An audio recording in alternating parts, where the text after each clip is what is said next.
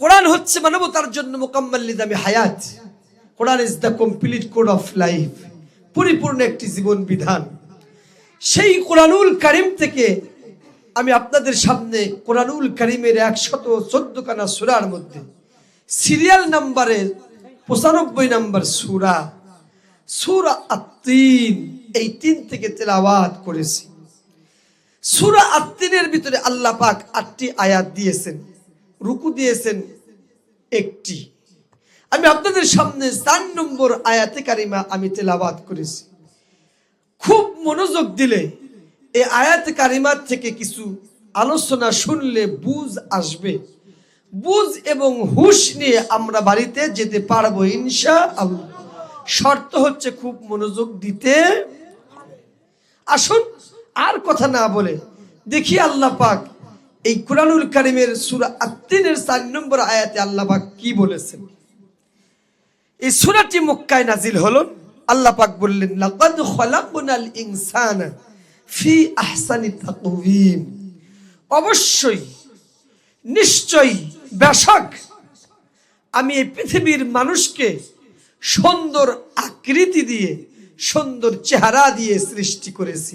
সুবহানাল্লাহ বলবেন না? শুধু আল্লাহ পাক এই পৃথিবীর মানুষদেরকে সৃষ্টি করেন নাই, আমাদের চামড়ার চক্ষু দিয়ে আমরা যা কিছু দেখতে পাই আর যা কিছু দেখতে পাই না আল্লাহ পাক সব সৃষ্টি করেছেন। ঠিক না ভাই? আমরা দেখতে পাই আকাশ, আমরা দেখতে পাই জমিন, পাহাড়, পর্বত, সাগর, মহাসাগর, নদী, নালা, খাল, বিল, পুকুর, পুষ্কুনি, গরু, ছাগল, ভেড়া, বকরি, বানর, কুকুর, শুকুর, পিপিলিকা, ঝোপ জঙ্গলের ভিতরে একেবারে ছোট্ট ছোট্ট প্রাণীও আমরা দেখতে পাই। এরপরে সাগর, মহাসাগরের পানির নিচে এমন হাজারো মাখলুকাত আল্লাহ পাক সৃষ্টি করে, সেগুলো দেখা যায় না। এমনও কিছু মাখলুকাত আল্লাহ সৃষ্টি করেছেন খালি চোখে দেখা যায় না। এক কথায় আল্লাহ পাক এই পৃথিবীতে যা কিছু আমরা দেখতে পাই সব কিছুর সৃষ্টিকর্তাকে, আমাদের সৃষ্টিকর্তাকে। আল্লাহর নামটা আর একটু জোরে বলুন, আমাদের সৃষ্টিকর্তাকে। অথচ নাস্তিক বিজ্ঞানী ডারউইনের থিওরি হলো মানুষকে আল্লাহ পাক সৃষ্টি করে নাই, মানুষ সৃষ্টি হয়েছে বানর থেকে। নাউজুবিল্লাহ বলবেন না? যদিও আধুনিক বিজ্ঞানীরা ডারউইনের এই থিওরিকে ভুল প্রমাণ করেছেন, অসত্য প্রমাণ করেছেন, মিথ্যা প্রতিপন্ন করেছেন।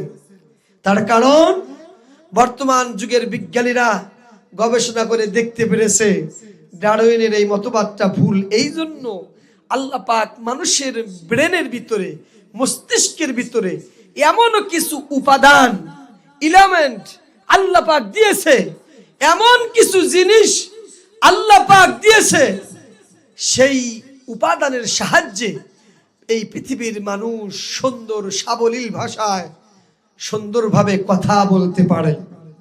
পক্ষান্তরে জীব জানোয়ার আমরা যা দেখতে পাই, গরু, ছাগল, ভেড়া, মহিষ, কুকুর, শুকুর, বানর ইত্যাদি, আল্লাহ পাক তাদের মস্তিষ্কে এই উপাদানগুলো দুর্বল করেছেন অথবা এই উপাদানগুলো দেননি। এই জন্য ভেড়া, বকরি, মহিষ, ছাগল এগুলা কথা বলতে, মানুষের মতো কথা বলতে পারে। আধুনিক বিজ্ঞানীরা প্রমাণ করলেন মানুষ যদি বানর থেকে তৈরি হতো তাহলে বানরও মানুষের মতো কথা বলতে পারত।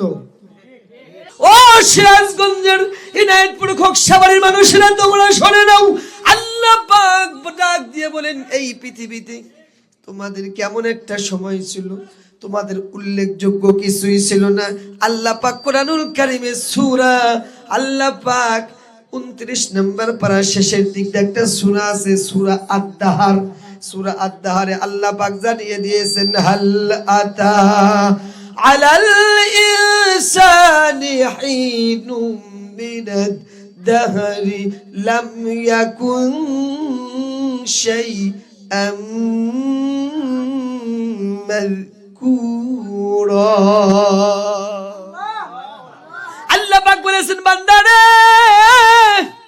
খেদা আমার কণ্ঠ কিন্তু ভালো না, এদিক সেদিক করো না, সাউন্ড কিন্তু আবার ডাবর হচ্ছে, প্রত্যেক দিনই মাহফিল, কণ্ঠ নষ্ট করে দিও না।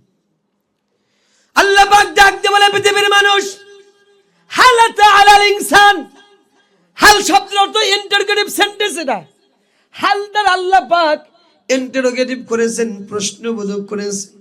আল্লাহ পাক প্রশ্ন করেছেন মানুষ, হালাতা আলাল ইনসান, মানুষের কি এমন একটি সময় ছিল না, মানুষের কি এমন একটি সময় অতিবাহিত হয় নাই, হাইনুম মিনাদ দাহরি লাম ইয়াকুম শাইয়াম মাযকুরা, মানুষ উল্লেখ করার মতো মানুষ কিছুই ছিল না। তার মানে আল্লাহ বোঝাতে চাইলেন, তোমাদের পিতামাতার যখন বিয়ে হয় নাই, বিবাহ হয় নাই, তোমার কোনো অস্তিত্ব ছিল না। ইন্না খালাকনাল ইনসানা মিন নুতফাতিন আমশাজ,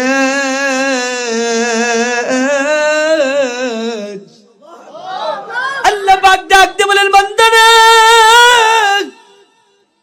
আমি আল্লাহ পাক এক ফোঁটা মিশ্রিত নাপাক পানি আমি আল্লাহ পাক তোমার মায়ের গর্ভের ভিতরে দিলাম, মায়ের গর্ভের ভিতরে রক্ত জমাট করলাম, এক ফোঁটা নাপাক পানি দিয়া তোমার মায়ের গর্ভের ভিতরে পেটের মধ্যে রক্ত জমাট তৈরি করলাম, রক্ত জমাট থেকে আমি আল্লাহ পাক মাংস পেন্ডু করলাম, মাংস পেন্ডু থেকে আমি আল্লাহ পাক হাড় দিলাম ওর মধ্যে, এরপরে অঙ্গ প্রত্যঙ্গ দিলাম, এরপরে চামড়া দিয়া ছাউনি দিলাম, এরপরে ছোট্ট একটা বাচ্চা করে আমি আল্লাহ পাক তোমাকে এই পৃথিবীতে আমি আনলাম। জোরে জোরে বলেন সুবহানাল্লাহ। এর আগে সাউন্ড কমে গেছে, সাউন্ড দাও। এর আগে উল্লেখ করার মতো মানুষ তোমার কোনো অস্তিত্ব ছিল না। আমি আল্লাহ পাক নিজে তোমার হাত দিয়েছি, আমি আল্লাহ পা দিয়েছি, চোখ দিয়েছি, কান দিয়েছি, আমি আল্লাহ যে সৃষ্টি করেছি তোমাকে, তোমার কোনো অস্তিত্ব ছিল না। এই কথাগুলো আর এক জায়গায় আল্লাহ পাক বলেছেন, আল্লাহ যে নিজে সৃষ্টি করেছেন সূরা আর রহমানের ভিতরে। যারা পারেন আমার সঙ্গে পড়ুন সবাই। আল্লাহ ডাক দিয়ে বলেন, আল্লাহ মানু আল্লামাল কুরআনা খালাকাল ইনসানা আল্লামাহুল বায়ান। আল্লাহু আকবার। আল্লাহ বলেছেন আমি রহমান, শিক্ষা দিলাম আল্লাহর কোরআন, সৃষ্টি করেছি মানব জাত। আল্লাহ পাক আমাদেরকে সৃষ্টি করেছে, এরপরে ডাক দিয়ে বলে শুধু মানুষকে সৃষ্টি করি নাই, আল্লামাহুল বায়ান, মানুষ এই পৃথিবীতে এসে মানুষের কথা বলতে হবে, কেমন করে কোন কৌশলে কিভাবে কথা বলবে, এই শিক্ষাটা আমি আল্লাহ পাক নিজে দিয়েছি। মানুষের কথা বলার শিক্ষা আমি আল্লাহ দিয়েছি। চিল্লা বলেন সুবহানাল্লাহ। তার মানে এখান থেকে বোঝা গেল আমাদের সৃষ্টিকর্তা কে? আল্লাহ পাক বলেছেন আরো দলিল নিবা, দলিল নাও। আল্লাহ পাক সূরাতুল আলাকের মধ্যে 30 নম্বর পারার শেষের দিক দিয়ে একটা সূরা আল্লাহ পাক জানিয়ে দিয়েছেন, ইকরা বিসমি রাব্বিকাল্লাযী খালাক খালাকাল ইনসানা মিন আলাক ইকরা ওয়া রাব্বুকাল আকরাম আল্লাযী আল্লামা বিল কলম আল্লামাল ইনসানা মা লাম ইয়ালাম। জোরে জোরে বলুন আল্লাহু আকবার। আল্লাহ এবার ডাক দিয়ে বলেন, ও পৃথিবীর মানুষ, রাসূলকে প্রথম উদ্দেশ্য করে বলেছেন, আমার নবীকে উদ্দেশ্য করে তামাম পৃথিবীর মানুষদেরকে বলেন, ইকরা বিসমি রাব্বিকাল্লাযী খালাক, পড়ো তোমার প্রভুর নামে যিনি তোমাকে সৃষ্টি করেছেন। সুবহানাল্লাহ। তার মানে আল্লাহ যে আমাকে সৃষ্টি করেছেন, কোরআনুল কারীমে অসংখ্য জায়গায় দলিল দিয়েছেন, এর মধ্যে কোনো সন্দেহ আছে? আমাদের সৃষ্টি করা ডারউইন না, বানর না, আমরা এমনি এমনি সৃষ্টি হই না। আল্লাহ পাক সৃষ্টি করেছেন আল্লাহ অসংখ্য জায়গায় বলেছে। এইবার আল্লাহ পাক মানুষের কাছে একটা প্রশ্ন ছেড়ে দিলেন, খুব মনোযোগ, আমি কোরআন থেকে কথা বলছি, এদিক সেদিক যাব না। আল্লাহ পাক একটা প্রশ্ন ছেড়ে দিলেন, বান্দারে এই মুহূর্তে তোমরা যারা স্বীকার করলে আমি আল্লাহ পাক তোমাকে সৃষ্টি করেছি। আল্লাহ পাক এবার সূরাতুল বাকারার আল্লাহ পাক 28 নম্বর আয়াতে ডাক দিয়ে বলেন, কাইফা তাকফুরুনা বিল্লাহি ওয়া কুনতুম আমওয়াতান ফাআহয়াকুম সুম্মা ইউমীতুকুম সুম্মা ইউহয়ীকুম সুম্মা ইলাইহি তুরজাউন।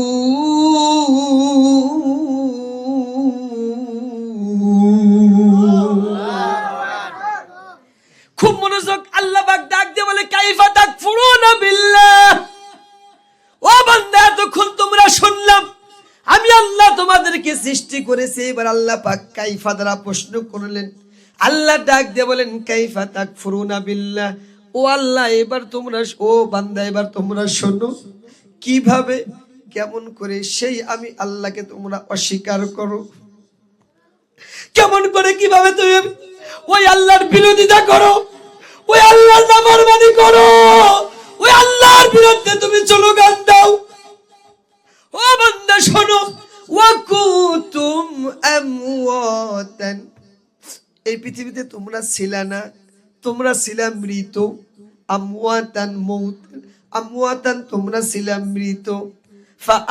ফাআহইয়াকুম, আমি আল্লাহ পাক তোমাকে জীবন দিয়েছি। সুবহানাল্লাহ। আমাদের পৃথিবীতে ছিলাম না, তার মানে আল্লাহ বুঝাতেছেন তোমরা মৃত ছিলা। কি ছিলা? ফাআহইয়াকুম, আমি আল্লাহ তোমাকে জীবন দিলাম, আমি হায়াত দিলাম, আমি প্রাণ দিলাম। বান্দারে এই ছোট্ট একটা হায়াত পায়া তুমি কেমনে গো কিভাবে আমি আল্লাহ পাকের অস্বীকার করো, আল্লাহ পাকের নাফরমানি করো, আল্লাহ পাকের বিরোধিতা করো, তুমি কেমনে করো? ও বান্দা তোমরা সবাই ছিলে মৃত, আমি আল্লাহ তোমাদেরকে সৃষ্টি করেছি, জীবন দিয়েছি।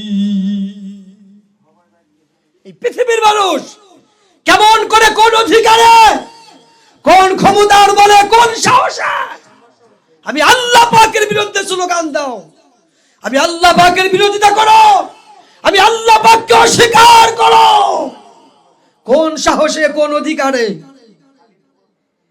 তোমরা তো মৃত ছিলা, তোমাদের অস্তিত্ব ছিল না, আমি তোমাকে অস্তিত্ব দিলাম, কথা বলার শক্তি দিলাম, হাত দিলাম, পা দিলাম, চোখ দিলাম, কান দিলাম, অথচ তোমরা নেমুখ হারাম। আমি সেই আল্লাহর অস্বীকার করো তোমরা কিভাবে, কোন সাহসে, কোন অধিকারে? আল্লাহ পাক প্রশ্ন ছুড়ে দিয়েছেন। ও পৃথিবীর মানুষ, সামান্য একটু হায়াত পায়া, জীবন পায়া কি যে একটা অবস্থা, যা ইচ্ছা তাই শুরু করে দিয়েছো তোমরা। তবে শুনে নাও, আল্লাহ পাক বলেছেন এই দিন নয়, আরো দিন আছে, এই দিন নিয়ে যাব। পরের অংশ আল্লাহ পাক বলেছেন, আগের অংশ আল্লাহ পাক বললেন, ওয়াকুনতুম আমওয়াতান ফাআহইয়াকুম, তোমরা ছিলা মৃত, আমি আল্লাহ তোমাদেরকে জীবন দিয়েছি। এইবার আল্লাহ দেখেন কি বলেছেন, আল্লাহ এইবার ডাক দিয়ে বলে, তোমরা তো জীবন পাইয়া যা ইচ্ছা তাই করো, তবে শুনে নাও, যা ইচ্ছা তাই করার সুযোগ থাকলেও তোমরা সারা জীবন করতে পারবা না। সুম্মা ইউমীতুকুম সুম্মা ইউহয়ীকুম সুম্মা ইলাইহি তুরজাউন, আমি আল্লাহ পাক অবশ্যই এরপরে তোমাকে আবার মৃত্যু দিব। কয়দিন করবা, কয়দিন লাফালাফি করবা, কয়দিন ক্ষমতা শক্তি দেখাবা, কয়দিন লাফালাফি করবা তোমরা? সুম্মা ইউমীতুকুম, আল্লাহর কোরআনের কথা, সূরা আল বাকারার 28 নম্বর আয়াত। বাসায় যা খুলবেন আমার এই কথার সাথে মিলে কিনা। আল্লাহ বলছেন, যে সামান্য একটু জীবন দিয়েছি, যে রকম লাফালাফি শুরু করেছো লাফালাফি করো না। সুম্মা ইউমীতুকুম, একবার মৃত্যু ছিল, আবার জীবন দিছি, আবার তোমাদেরকে মৃত্যু দিব। আবার শুধু এতটুকু বলে শেষ করলেন না, সুম্মা ইউহয়িকুম, আবার কিয়ামতের আখিরাতের ময়দানে আমি তোমাদেরকে আবার জীবন দিব। শুধু এতটুকুই বললেন না, আল্লাহ পাক পরের অংশ আরেকটু লাগালেন, সুম্মা ইলাইহি তুরজাউন। এই পৃথিবীতে সামান্য কিছুদিন হায়াত পায়া কি করেছো না করেছো, কয়টা ভালো করেছো, কয়টা খারাপ কাজ করেছো, কতদিন মানুষের সাথে ভালো ব্যবহার করেছো, কতদিন মানুষের সাথে জুলুম করেছো। আল্লাহ পাক বলেছেন সুম্মা ইলাইহি তুরজাউন, আমি আল্লাহ পাকের কাছে তোমাকে ফিরে যেতে হবে, প্রত্যাবর্তন করতে হবে। আমি আল্লাহ পাকের সম্মাসা বিচারের কার্যালয়ে তোমাদেরকে আমি আল্লাহ পাকের সামনাসামনি হতে হবে। কি মনে করেছো 2 দিনের জিন্দেগি ভাইয়া যা ইচ্ছা তাই করবা? সুম্মা ইউমিতুকুম, মনে রাখো আমি আল্লাহ পাক তোমাদেরকে আবার মৃত্যু দিব। শুধু মৃত্যুই দেব না, মৃত্যু দিলে তো শেষ হয়ে গেল, বেঁচে গেলা না। ফাহিয়াকুম, এতদিন কি করলা জীবন পায়া, ফাহিয়াকুম, এটা শোনার জন্য আমি আল্লাহ পাক আবার জীবন দিব। কোথায় পালাবা তুমি, কোথায় যাবা? তার মানে বোঝা গেল আমাদের হায়াত এবং মৌতের মালিক কে? আর একটু জোরে বলেন কে? সেই আল্লাহর বিরোধিতা আপনি কেমন করেন? সে আল্লাহর বিপক্ষে কেমনে কথা বলেন? বর্তমান সমাজে আমাদের দেশে বাউল শিল্পী, বাউলদের যে বর্তমান যে জাত অবস্থা, এতদিন মিডিয়ার সামনে আসে নাই। সরাসরি আল্লাহকে নিয়ে, আল্লাহর কোরআন কিনে কটূক্তি করা শুরু করেছে। কথা বলেন ঠিক? সুরে সুরে ভাটিয়ালি ইত্যাদি বালাগানের, জারি গান বালাগানের মাধ্যমে আমার আল্লাহ পাকের কোরআনকে অস্বীকার করেছে। কথা বলেন ঠিক না বেটি? কোরআনের অসংখ্য জায়গায় তারা কোরআনের অসংখ্য জায়গা অপমান অবদস্ত করেছে, অসম্মানিত করেছে। শুনে রাখুন মুসলমান, ইসলামী শরিয়া আইনে আল্লাহর কোরআনকে যারা অস্বীকার করবে, অপমান অবদস্ত করবে, আল্লাহকে নিয়ে যারা কটূক্তি করবে, এই পৃথিবীর ময়দানে তাদের থাকার অধিকার নাই। তাদেরকে আমরা ফাঁসির মঞ্চে দেখতে চাই। ওই বাউল আবুল সরকারকে আমরা ফাঁসির মঞ্চে দেখতে চাই। কারা কারা যে আছেন দুই হাত তুলে দেখা। লিল্লাহি তাকবীর, নারায়ে তাকবীর। আল কোরআনের আলো, আল হাদিসের আলো, লিল্লাহি তাকবীর। আল্লাহ পাক কবুল করুন, আমিন। বাউল আবুল সরকারকে এতদিন আমরা কিছু বলি নাই। পালা গান করবা তোমরা করো, জারি গান করবা করো, মাজারে গিয়া এখানে ওখানে গিয়া করো, কোনো সমস্যা নাই, কেউ বাধা নাই। কিন্তু পালা গানের মাধ্যমে, জারি গানের মধ্য দিয়ে আল্লাহকে অস্বীকার করবা। আবুল সরকারের সাহস কত বড়! এমন কথা বলেছে, আল্লাহ এমন আয়াত নাজিল করেছে যে আয়াতের গুয়া মাথা নাই। নাউজুবিল্লাহ, এই শব্দটা ইউজ করেছে। কত বড় বেয়াদব, বেহায়া হতে পারে!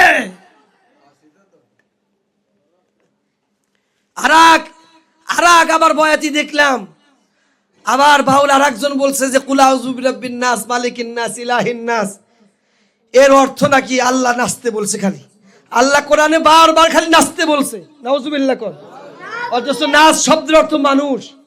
আল্লাহ পাক এখানে, আল্লাহ পাকের কাছে দুয়ার, এই নাস এবং ফালাক সূরা হলো আল্লাহ পাকের একটা দোয়া, প্রার্থনা। আল্লাহ পাক বলছে, হে রাসূল, রাসূলকে দিয়ে तमाम পৃথিবীর মানুষদেরকে আল্লাহ বলছেন তারা যেন আমি আল্লাহর কাছে শয়তান থেকে আত্মরক্ষা চায়। কুল আউযু বিরাব্বিন নাস, মানুষের শয়তান থেকে যেন, মিনাল জিন্নাতি ওয়ান নাস, ইত্যাদি ইত্যাদি ইত্যাদি, শয়তান থেকে, মানুষের চক্রান্ত, এরপরে হিংসা বিদ্বেষ ইত্যাদি মানুষ যে চক্রান্ত করে, এই সমস্ত চক্রান্ত থেকে, ফিতনা থেকে আল্লাহ পাকের কাছে আত্মরক্ষা চাচ্ছে। নাস শব্দের অর্থ হলো মানুষ। অথচ এই আবুল নামে, এই যে বাউল নামে এই সমস্ত শিল্পীরা আল্লাহর কোরআনের অপব্যাখ্যা করেছে। নাউজুবিল্লাহ। আল্লাহ পাক তাদেরকে হেদায়েত দিন, বলুন আমিন। হেদায়েত যদি না থাকে, হেদায়েত বোধহয় হবে না। আমরা মাননীয় অন্তর্বর্তীকালীন মাহফিল থেকে মাননীয় অন্তর্বর্তীকালীন সরকারকে উদাত্ত আহ্বান জানাই, এই সমস্ত নাস্তিক বাউল যারা আছে, কোরআনুল কারীমের অসম্মানী করার কারণে তারা কাফের হয়েছে, মুরতাদ হয়েছে। অতএব এই পৃথিবীতে তাদের থাকার কোনো জায়গা নাই। অনতিবিলম্বে তাদেরকে গ্রেফতার করুন, ফাঁসির কাস্তে ঝুলিয়ে আল্লাহর কোরআনের অবমাননার শাস্তি প্রদান করুন। কথা বলেন ঠিক না ঠিক? আমার ভাইরা, আল্লাহ পাক আমাদেরকে হাত দিয়েছেন, পা দিয়েছেন, কত বড় সাহস যে আল্লাহ কথা বলার শক্তি দিলেন মুখ দিয়া, সেই আল্লাহর বিপক্ষে উল্টা পাল্টা কথা। নাউজুবিল্লাহ। আমার ভাইরা, বন্ধুগণ আমার, এইবার আল্লাহ পাক ডাক দিয়ে বলে, বান্দারে এতক্ষণ যাবত তো তোমরা বুঝতে পারলা কোরআনুল কারীমের মাধ্যমে তোমরা বানর থেকে তৈরি হও নাই। কি হও নাই? বানর থেকে তোমরা তৈরি হয় নাই। এতক্ষণ যাবত বুঝতে পারলা তোমরা এমনি এমনি তৈরি হয় নাই। তার মানে আমি আল্লাহ পাক তোমাদেরকে সৃষ্টি করেছি। বান্দারে, এইবার পৃথিবীর মানুষ যদি আল্লাহর কাছে প্রশ্ন করে, আল্লাহ কোরআনের আয়াতের মাধ্যমে আমরা বিশ্বাস করলাম, বিশ্বাস করেছি তুমি আল্লাহ আমাদেরকে সৃষ্টি করেছো, এখন তোমার কাছে প্রশ্ন, আল্লাহ তুমি আমাদেরকে কি দিয়ে সৃষ্টি করেছো? তুমি আমাদেরকে কোন পদার্থ দিয়ে, কোন ধাতু দিয়ে সৃষ্টি করেছো?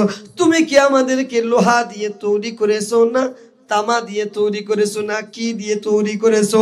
আল্লাহ পাকের কাছে এই প্রশ্ন শুনে দেওয়ার সঙ্গে সঙ্গে ১৫০০ বছর আগেই আল্লাহ পাক জানিয়ে দিয়েছেন 18 নম্বর পারার ১ম নম্বর পৃষ্ঠা সূরা মুমিনুনের ১২ নম্বর আয়াত। আল্লাহ পাক ডাক দিয়ে বলেন, ওয়ালাকাদ খালাকনাল ইনসানা মিন সুলালাতিন মিন তিন।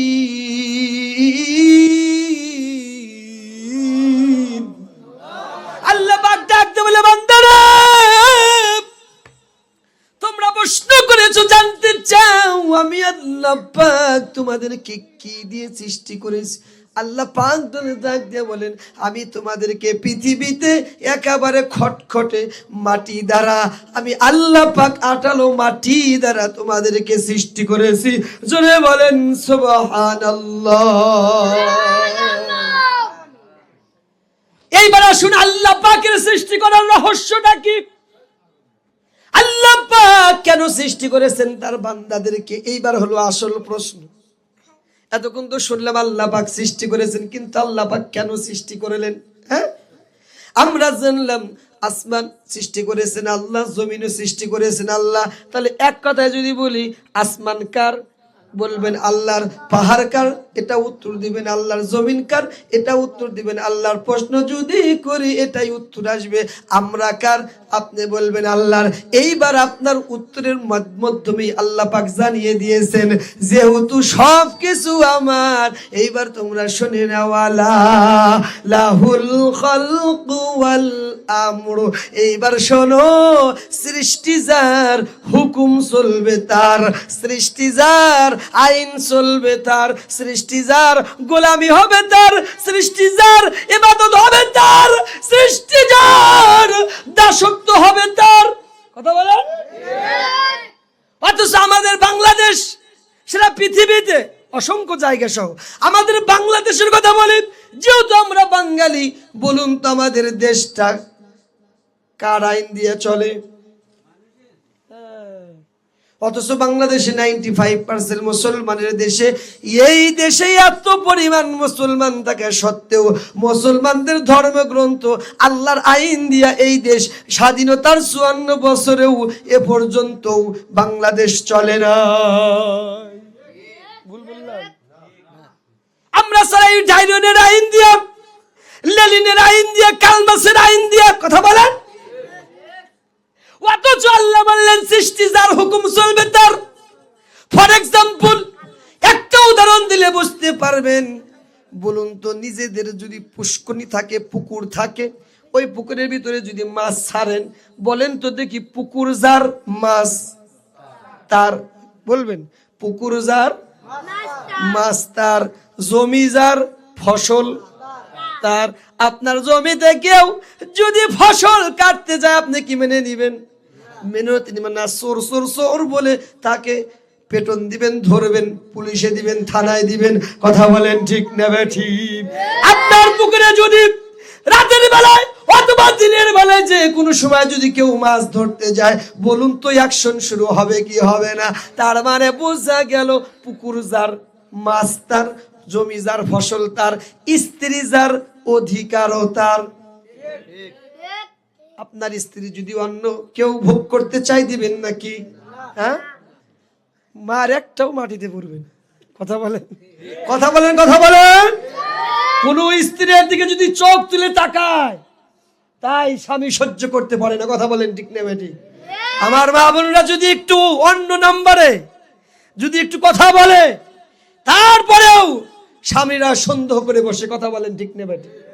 তার মানে এখান থেকে বোঝা গেল স্ত্রী যার, অধিকার তার। যদি তাই হয়, ফসল যা, জমি যার, ফসল তার, স্ত্রী যার, অধিকার তার, পুকুর যার, মাছ তার, এটা যদি হয়, অবশ্যই এই জমিন যার, এই জমিনে হুকুম চলবে তার। কথা বলেন ঠিক না বেটি?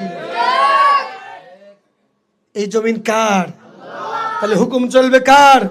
গোলামি চলবে কার? দাসত্ব চলবে কার? ইবাদত চলবে কার? আল্লাহ পাক এবার ডাক দিয়ে বলে, বান্দারে তোমাদেরকে আমি আল্লাহ পাক ইবাদতের জন্যই আমি সৃষ্টি করেছি। সুবহানাল্লাহ। কোন আল্লাহ পাক সূরা জারিয়ার মধ্যে ডাক দিয়ে বলেন, ওয়ামা খালাকাতুল জিন্না ওয়াল ইনসা ইল্লা লিয়াবুদুন।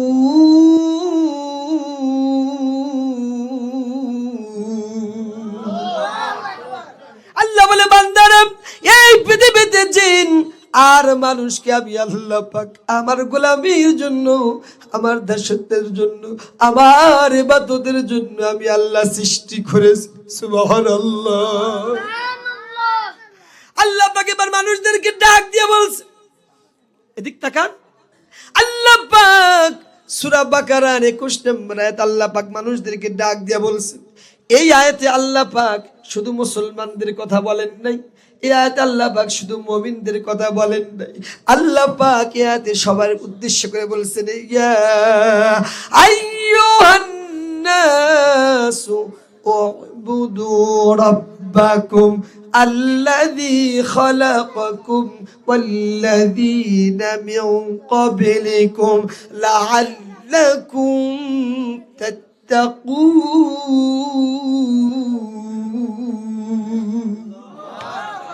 আল্লাহ আয়াতের প্রথম শব্দের দিকে লক্ষ্য করেন। আল্লাহ পাক বলেছেন, ইয়া আইয়ুহান নাস, হে পৃথিবীর মানুষেরা।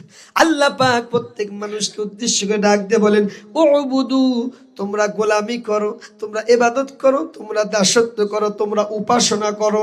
যেই শব্দে, যেই ভাষায় আপনি বলুন না কেন, এক কথায় আল্লাহ পাকের ইবাদত করা। আল্লাহ পাক বলেছেন কার ইবাদত করবা? রব্বাকুম, তোমার রব। তোমার রবকে এক কথায় পরিষ্কারভাবে আল্লাহ এখানে পরিচয় দিলেন, আল্লাযী খালাকাকুম। ওই রবের ইবাদত করো, ওই রবের গোলামি করো, ওই রবের দাসত্ব করো যেই রব তোমাকে সৃষ্টি করেছে। তার মানে কোরআনের অসংখ্য জায়গায় আল্লাহ পাক আমাদের সৃষ্টির উদ্দেশ্যই হচ্ছে কি করা? গোলামি করা। কি করা? ইবাদত করা, গোলামি করা। এই ইবাদতটা কেমন হবে? আল্লাহ পাক ইবাদতের ধরন কি, এটাও আল্লাহ পাক সূরা আন-নিসার 36 নম্বর আয়াত 5 নম্বর পারা 3 নম্বর পৃষ্ঠায় আল্লাহ পাক বলেছেন, ওয়া'বুদুল্লাহা ওয়া লা তুশরিকু বিহি শাইআ। আল্লাহ পাক এবার ডাক দিয়ে বলেছেন, তোমরা ইবাদত করো, গোলামি করো তোমার প্রভুর, তোমার রব, এমন ভাবে ইবাদত করবা লা তুশরিকু বিহি শাইআ, এই ইবাদতের সাথে কোনো সময়ের জন্য কোনো শিরক না থাকে। কি না থাকে? ইবাদত করো শিরক মুক্ত ইবাদত, ইবাদত করো বিদআত মুক্ত ইবাদত। কথা বলেন ঠিক না বেঠি? বারবার হাত উঠছে, কিছু মনে করেন না। না জি, ইবাদত করতে হবে শিরক মুক্ত ইবাদত। ঠিক না বেঠি? ইবাদত করতে হবে বিদআত মুক্ত, রিয়া মুক্ত, অহংকার মুক্ত ইবাদত আল্লাহ পাক চান। কথা বলেন। এবার প্রশ্ন আসতে পারে, হুজুর ইবাদতের বহিঃপ্রকাশটা কি, ইবাদতের প্রমাণটা কি? ইবাদতের যে আপনি আল্লাহর গোলাম, আপনি যে আল্লাহ পাকের বান্দা, আল্লাহ পাক বুঝবে কেমনে আপনার ইবাদত করছে। আল্লাহ নবীর সময়, বিশ্ব নবীর সময় কাফের মুশরিকরা যখন ঈমান এনেছে, কালেমা পড়ে মুসলমান হয়েছে, তাদের জন্য ইবাদত শুরু হয়ে গেছে। ইবাদত শুরু হয়েছে একটা ইবাদত দিয়া, প্রথম নাম্বার যে ইবাদত শুরু হয়েছে সেই ইবাদতের নাম হচ্ছে সিজদা, ইবাদতের নাম হচ্ছে নামাজ। তুমি যে আল্লাহ পাকের গোলাম, আল্লাহ পাকের বান্দা, এটা বহিঃপ্রকাশ হবে সিজদার মাধ্যমে। সুবহানাল্লাহ। বিশ্ব নবীর হাদিস, নবীজি আমার বলেছেন, আল্লাহর কোন বান্দা বান্দি যখন সিজদা দেয়, আল্লাহ পাকের মাঝে আর বান্দার মাঝে কোনো জায়গা ফাঁকা থাকে না, এত নিকটবর্তী। রাসূল আরেকটা হাদিস বললেন, আন আবি হুরায়রা রাদিয়াল্লাহু তাআলা থেকে বর্ণিত, আমার নবীজি বলেছেন, আকরাবু মা ইয়াকুনুল আবদু মির রাব্বিহি ওয়া হুয়া সাজিদুন।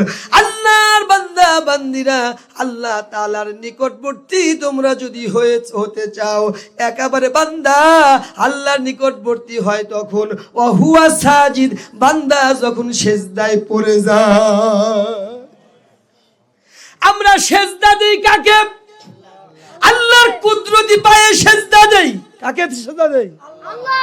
পৃথিবীর কোন মানুষকে সিজদা দেওয়া জায়েজ না। বিশ্বনবী সাল্লাল্লাহু আলাইহি ওয়াসাল্লাম বলেছেন, আমি যদি কাউকে সিজদা দিতে বলতাম, পৃথিবীর সব নারীদেরকে বলতাম তারা যেন তার স্বামীদেরকে সিজদা দেয়। অতএব আল্লাহ এই মাথা নত হবে কেবলমাত্র শুধুমাত্র আল্লাহ পাকের উদ্দেশ্যে। কথা বলেন ঠিক নেবে? আমার নবীজি বলেছেন, আল্লাহ পাকের সিজদা দেওয়া মানে একেবারে আল্লাহ পাকের নিকটবর্তী হওয়া।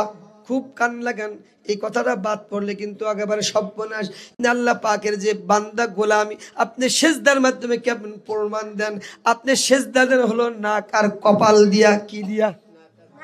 নাক আর কপাল দিয়া। আপনি আল্লাহর কুদরতি পায়ে সিজদা দিয়া, নাক দিয়া কপাল দিয়া আপনি সিগনেচার করতেছেন।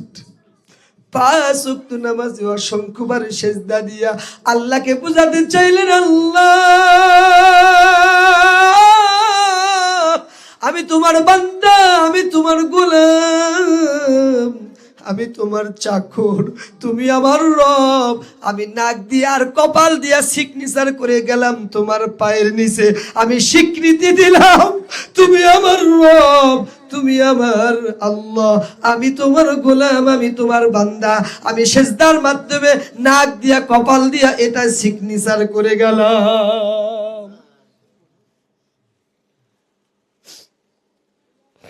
আমার ভাইরা, নামাজ পড়ার দরকার আছে না নাই? এখানে আমরা অনেকে যারা নামাজ পড়ি, কিছু কিছু পড়ি আবার কিছু কিছু পড়ি না, আছে না নাই? এই বাংলাদেশে এমনও পীর আছে, পীর পর্যন্ত নামাজ পড়ে না। কথা বলেন? পীর পর্যন্ত নামাজ পড়ে না। বাংলাদেশে হাজারো পীর আছে, অনেকে বলে পীর মুরিদের পীরের নাকি মুরিদ হলে নামাজ রোজা কিছুই লাগে না। নাউজুবিল্লাহ কোন? নামাজ এমন একটা ইবাদত, নামাজ হচ্ছে ফান্ডামেন্টাল ওয়ারশিপ, একটা মৌলিক ইবাদত। অন্যান্য ইবাদতে তাও ছাড় সুর আছে। আপনি যখন রোজা থাকবেন, আপনি অসুস্থ হলে রোজা না রাখলেও চলবে, পরবর্তী যখন সুস্থ হবেন তখন আদায় করে দিতে পারবেন। এই সিস্টেম, এই পদ্ধতি, এই সহজ আল্লাহ পাক দিয়েছেন। সুবহানাল্লাহ। টাকা না থাকলে সবার উপরে যাকাত ফরজ হয় না।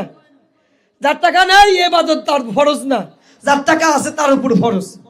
টাকা না থাকলে হজ করা সবার জন্য ফরজ না, কিন্তু হজ কিন্তু ফরজ। কিন্তু যার টাকা আছে তার কি ফরজ, তাছাড়া কিন্তু ফরজ না। এরপরে এমন অনেক ইবাদত আছে, অনেক ইবাদত আছে আল্লাহ ছাড় সুর দিয়েছেন, কিন্তু নামাজ এমন একটা ইবাদত, নামাজকে আল্লাহ পাক ছাড় দেন নাই। খুব মনোযোগ আমার দিক তাকান, নামাজ কি করেন নাই? আল্লাহ পাক ছাড় দেন নাই। রাসূল বলেছেন, আস-সালাতু ইমাদুদ্দিন। কথাটা ভালো করে শুনবেন, আস-সালাতু ইমাদুদ্দিন। নামাজ হচ্ছে ধর্মের খুঁটি। নামাজ কি? ধর্মের পিলার। এই যে খুঁটিটা আছে বলেই এই মাউথপিসটা এখানে আছে, খুঁটিটা আছে বলে লাইটটা আছে, খুঁটি আছে, এই পিলার গুলো আছে বলে এই ছাদটা আছে। কথা বলেন? যদি ছাদ পিলার না থাকে, এই মাইকের ক্যামেরা থাকবে না, মাইক থাকবে না। ঘরের যদি খুঁটি না থাকে, ঘর থাকবে? থাকবে। তার মানে ঘরের অস্তিত্ব থাকবে না।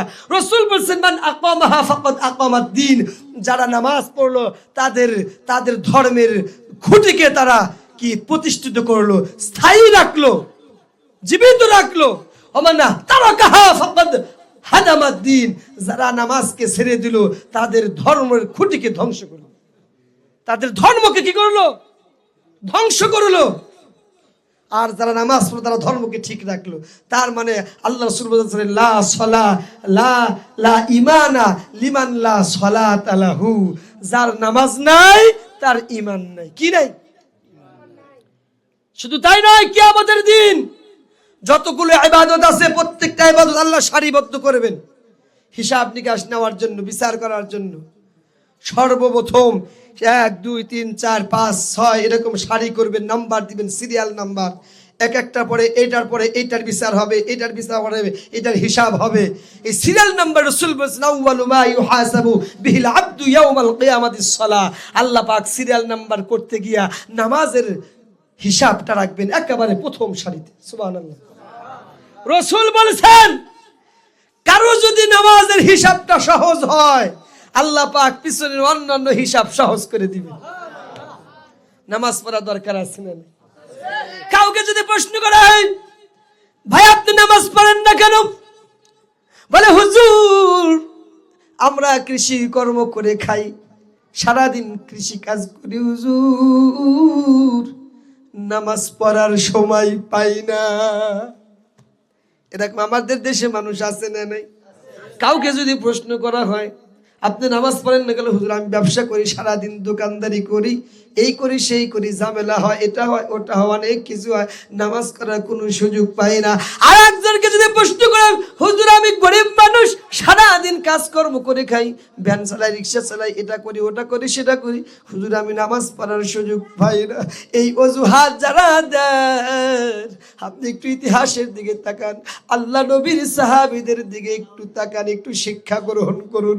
নবীজির একজন সাহাবীর কথা মনে পড়ে গেল। আল্লাহ নবীর প্রিয় সাহাবী হযরত আবু তালহা রাদিয়াল্লাহু তাআলা আনহুর কথা একটু মনে পড়ে গেল। আবু তালহার জীবনী পড়ুন, জীবনী খুলে দেখুন। হযরত আবু তালহা নবীজির প্রাণপ্রিয় সাহাবী। হযরত আবু তালহা আমার নবীর পিছনে 5 ওয়াক্ত নামাজ পড়েছেন। ফজরের নামাজ থেকে শুরু করে 5 ওয়াক্ত নামাজ মসজিদে নববীতে নবীজির পিছনে পড়েছেন। সাহাবায়ে কেরাম কোন এক সময় লক্ষ্য করে দেখলেন, আবু তালহা ফজরের নামাজ আদায় করে 1 মিনিটও আর দেরি করে না। কি করে না? 1 মিনিটও মসজিদে থাকে না। অন্যান্য সাহাবীরা মসজিদে ফজরের নামাজ আদায় করে নবীজির সামনাসামনি বসে যায়। নবীজি সাহাবীদেরকে নিয়ে কোনো সময় জিকির আজগার করে, নবীজি বয়ান দেয়, বয়ান শুনে সাহাবীরা, নবীজি ওয়াজ করে, ওয়াজ শুনে, নবীজি কিছু শিখায়, সাহাবায়ে কেরাম শিক্ষা গ্রহণ করে। কিন্তু আবু তালহা প্রত্যেকদিন ফজরের নামাজ আদায় করে 1 মুহূর্তে নবীজির সামনে বসে না, তাড়াতাড়ি করে মসজিদ থেকে বের হয়ে বাড়িতে চলে যায়। খুব খেয়াল করে শুনুন, অন্যান্য সাহাবীরা নবীজির কাছে বিচার দিলেন, ইয়া রাসূলুল্লাহ, ইয়া হাবিবাল্লাহ, আপনার প্রাণের সাহাবী হযরত আবু তালহা বুঝি মুনাফিক হয়ে গেছে। নাউযুবিল্লাহ। আপনার প্রাণের সাহাবী আবু তালহা বুঝি দুনিয়াদারি হয়ে গেছে। নামাজ পড়ে আপনার সামনে আমরা বসে থাকি, ওয়াজ শুনি, জিকির আজগার করি। ও নবীজি,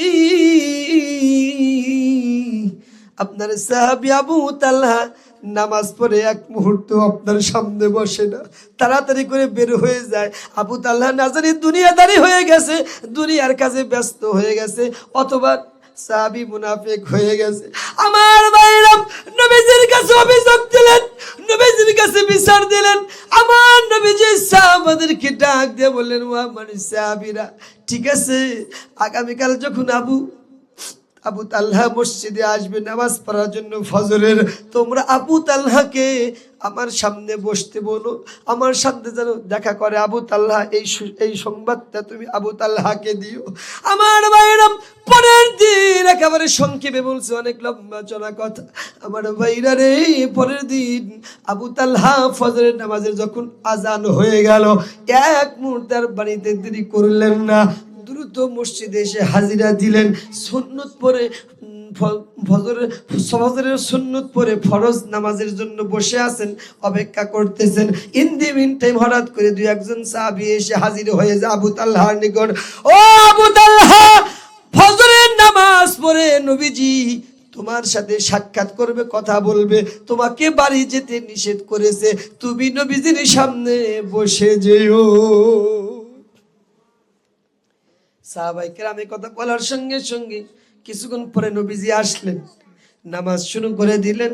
নামাজ শেষ হয়ে গেল, সাহাবায়ে কেরাম অন্যান্য দিনের মতো নবীজির সামনে বসে গেলেন। আবু তালহা সেদিন আর বাড়িতে গেলেন না। নবীজির সাহাবী আবু তালহা নবীজির সামনে বসে গেলেন। সমস্ত সাহাবীদের সামনে হযরত আবু তালহাকে ডাক দিয়ে বলে, আমার নবীজি ডাক দিয়ে বলে, আবু তালহা, তুমি কি আমার উপরে কোনো রাগ করেছো নাকি? আমার কোনো কাজে কোনো কথায় তুমি কষ্ট পেয়েছো নাকি? আবু তালহা ডাক দিয়ে বলে, না না ইয়া রাসূলুল্লাহ, আমি আপনার উপরে কোনো রাগ করি নাই। আপনার উপরে কেন আমার রাগ থাকবে? কেন আমি রাগ করব? হুজুর, আমি আপনার কাছ থেকে কেন কষ্ট পাবো? আপনি তো কাউকে কষ্ট দেন না।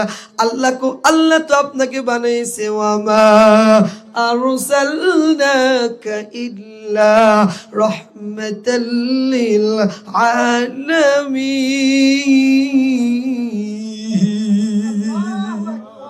ওগো নবীজি, আল্লাহ পাক আপনাকে বানাইছে রহমত করে। আপনি কোনো মানুষ তো দূরের কথা, কোনো পশু পাখিকেও আপনি কষ্ট দেন না। আপনি পশু পাখিরও নবী, মানুষের নবী, সবার নবী, আপনি রহমতের নবী। আপনি কাউকে তো কষ্ট দেন না। ওগো নবীজি, না না না, আপনার কোনো আচরণে কোনো কাজে আমি আবু তালহা কষ্ট পাই না।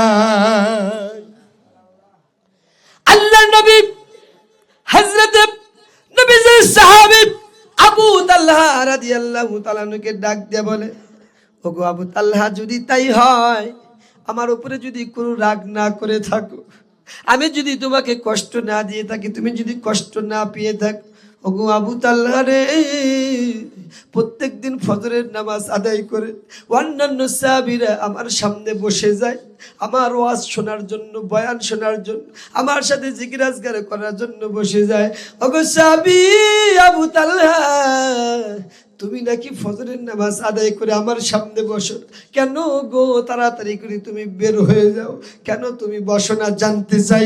হযরত আবু তালহা চোখের বাড়ি বলে দিলেন, ডাকতে বলে, রাসূলুল্লাহ, আমারও মন চায়, আমি আবু তালহারও মন চায় আপনার সামনে বসি, ফজরের নামাজ আদায় করি, আপনার সামনে বসে আমি ওয়াজ শুনি, আপনার বয়ান শুনি, জিকির আজকার করি, আপনার সাথে। কিন্তু ইয়া রাসূলুল্লাহ, আমি আবু তালহার মন চাইলেও আমি বসতে পারি না। তার কারণ হলো, ইয়া রাসূলুল্লাহ, আমার বাড়িতে আমার স্ত্রী আছে, আমরা স্বামী স্ত্রী মিলে দুজনেই নামাজ পড়ি। ইয়া রাসূলুল্লাহ, ইয়া হাবিবাল্লাহ, এই সময় নামাজ পড়ার মতো আমার কাছে আমাদের বাড়িতে একটা মাত্র কাপড় আছে। কয়টা কাপড়? একটা মাত্র কাপড় আছে। নামাজ পড়ার মতো একটা কাপড় থাকার কারণে ইয়া রাসূলুল্লাহ, ইয়া হাবিবাল্লাহ, আমি যখন মসজিদে আসি কাপড়টা পরে আসি। আমার স্ত্রী একটা ঘরের এক কোনায়, ঘরের ভিতরে একটা কোনায় বসে থাকে। আমি নামাজ পড়ে সঙ্গে সঙ্গে বের হয়ে যাই, বাড়িতে গিয়ে আমি কাপড় খুলে আমার স্ত্রীকে দেই, ওই কাপড় পরে আমার স্ত্রী নামাজ আদায় করে। ইয়া রাসূলুল্লাহ, এই জন্য আমি বসতে পারি না। তার কারণ হচ্ছে ফজরের নামাজের পরে বেশিক্ষণ সময় থাকে না, সূর্য উদয় হয়ে যায়, ফজরের নামাজের ওয়াক্ত শেষ হয়ে যায়, আমি যদি আপনার সামনে বসে জিকির আজকার করি, আপনার সামনে বসে বয়ান শুনি, ওয়াজ শুনি, ওইদিকে আমার স্ত্রীর নামাজ হবে না, নামাজ কাজা হয়ে যাবে। এই জন্য গো নবীজি, আমি আবু তালহার মন চাইলেও আপনার সামনে আমরা বসতে পারি না। আমার নবী হযরত আবু তালহার কথা শুনে চোখের পানি রাখতে পারলেন না। নবীজি আমার চোখের পানি ছেড়ে দিলেন, ডাক দিয়ে বলে, আবু তালহা, তুমি অবশ্যই আল্লাহর জান্নাত। তার কারণ তুমি এত গরিব মানুষ, এত গরিব মানুষ, এরপরেও তুমি নামাজ ছাড়ো না। এত গরিব মানুষ, নামাজ পড়ার মতো কাপড় নাই, অজুহাত দাও না, গরিব বলে অজুহাত দাও না, তুমি নামাজ কাজা করো না, নামাজ ছাড়ো না। নবীজি আমার চোখের পানি ফেললেন, কাঁদলেন। আমার নবীজি আবু তালহার মাথায় হাত বুলিয়ে দিলেন, হাত বুলিয়ে দিয়ে আল্লাহর কাছে দোয়া করলেন, আল্লাহ গো, আমার আবু তালহাকে তুমি জান্নাতবাসী করো। সুবহানাল্লাহ। ও আমার ইনাদপুর এলাকার বাইরাম, আমার চাচারাম, আমার চাচি আম্মারাম, আমার খালাম্মারা, ফুবু আম্মারাম, আমার বোনেরা, আমার আপারা, আমার ভাবিরা, আমার ভাইরা, আমার চাচারা, আমার সোনামণিরা, যুবক ভাইরা, শোনো, আল্লাহ নবীর সাহাবীরা ব্যবসার অজুহাতে নামাজ কাজা করেন নাই, কৃষিকাজের অজুহাতে নামাজ কাজা করেন নাই, গরিব বলে নামাজ কাজা করি না, অথচ আমরা মুসলমান, আমরা নামাজ পড়ি না। আমরা মুসলমান, আমরা আল্লাহর হুকুম পালন করি না। আমরা মুসলমান, আমরা সুদ খাই। আমরা মুসলমান, আমরা ঘুষ খাই। কথা বলেন। আমরা মুসলমান, আমরা কতই বাজে বাজে কাজ করি, খারাপ কাজ করি, আমরা মানুষকে নির্যাতন করি, নিপীড়ন করি, মানুষের জুলুম করি, মানুষের হক মেরে খাই, মানুষের অপকার করার চেষ্টা করি, মানুষকে কিভাবে বিপদে ফেলানো যায় এই চেষ্টা করি, মানুষকে খুন পর্যন্ত করি, চুরি করি, ডাকাতি করি। যুবক ভাইরা, আমার যুবক ভাইরা ডিজে গান করে, 14ই ফেব্রুয়ারিতে সারা রাত কেটে যায়, বৈশাখী রাত্রে সারা রাত কেটে যায়, এরপরে আসতেছে 31st নাইট, সারা রাত ডিজে গান বাজাবে, নামাজ পড়ার সুযোগ পাবে না। কথা বলেন ঠিক না ঠিক? আপনারা রাত পরে কি করেন? গান বাজনা করেন না কি করেন? আল্লাহ পাক দেখে কি দেখে না? এই যে শীতের দিনে ল্যাপ মুড়ি দিয়ে আপনি মোবাইলের ভিতরে কি দেখবেন? অশ্লীল ভিডিও দেখবেন না কি দেখবেন? আপনার বাবা যদি টের না পায়, মা যদি টের না পায়, স্ত্রী যদি টের না পায়, বলুন তো আল্লাহর চোখে কি ফাঁকি দেওয়া যাবে? যেটা কেউ দেখে না সেটা দেখেন কে? যেটা কেউ বোঝে না সেটা বোঝেন কে? যেটা কেউ শোনে না সেটা শোনেন কে? আমার আল্লাহ পাকের এত ক্ষমতা, আল্লাহ পাক দিনকে রাত বানাতে পারেন, রাতকে দিন বানাতে পারেন। আল্লাহ মুহূর্তের ভিতরে সাগরকে নগর বানাতে পারেন, নগরকে সাগর বানাতে পারেন। আল্লাহ মুহূর্তে ফকিরকে বাদশা করতে পারেন, বাদশাকে ফকির বানাতে পারেন। আল্লাহ পাকের এত ক্ষমতা, 16 বছরের জগদ্দল পাথরকে আল্লাহ ছোট্ট ছোট্ট ছাত্র ছাত্রীদের মাধ্যমে এই বাংলাদেশ থেকে বিদায় করে দিতে পারেন। জোরে জোরে বলেন, কথা ঠিক না ব্যাঠি? আল্লাহ পাকের ক্ষমতা আছে না নাই? কোথায় গেল অহংকার? কি যে বলেছিল, আমরা পালাবো না, কি না, আমরা পালাবো না, নিঃশ্বাসের বিশ্বাস নাই বলেছিল 2021 সাল, 2041 সাল। কথা বলেন ঠিক না ঠিক? কোথায় গেল সে অহংকার? মনে রাখবা, অহংকার হচ্ছে পতনের মূল। যে যেই জাতি বেশি অহংকার করবে, সেই জাতি তত তাড়াতাড়ি ধ্বংস হবে। কথা বলেন ঠিক না ঠিক? হাদিস শরীফের ভাষায় অহংকার হচ্ছে আল্লাহ পাকের চাদর। আল্লাহ পাকের কি? যারা পৃথিবীতে অহংকার করবে, সরাসরি আল্লাহ পাকের চাদর নিয়ে তারা টানাটানি করবে। কথা বলেন ঠিক না ঠিক? ইতিহাস খুলুন। অহংকার করেছিল ফেরাউন। ফেরাউন বলেছিল আনা রাব্বুকুমুল আলা, আমি হলাম বড় খোদা। আল্লাহ পাক ধ্বংস করে দিয়েছেন। অহংকার করেছিলেন নমরুদ, আল্লাহ পাক ন্যাংরা মশা দিয়া পৃথিবীর থেকে ধ্বংস করেছেন। অহংকার করেছিলেন আজাজিল, আল্লাহ পাক লানত প্রাপ্ত শয়তান বানায় দিয়েছেন। অহংকার করেছিলেন আব্রাহা, কাবা শরীফকে, কাবা ঘরকে ভাঙতে এসেছিল হস্তি বাহিনী নিয়ে। আল্লাহ পাক ছোট্ট ছোট্ট আবাবিল পাখির মাধ্যমে আব্রাহার হস্তি বাহিনীকে মাটির সাথে ধূলিসাৎ করে দিয়েছে। অতএব অহংকার করা যাবে না। কি করা যাবে না? অহংকার করা যাবে না। ইতিহাস থেকে শিক্ষা নিন। 2 দিনের ক্ষমতা পাইয়া, 2 দিনের সম্মান পাইয়া, 2 দিনের মেম্বার, চেয়ারম্যান, এমপি, মন্ত্রী হইয়া ক্ষমতা দেখা যাবে। আজ আছি কাল নাই।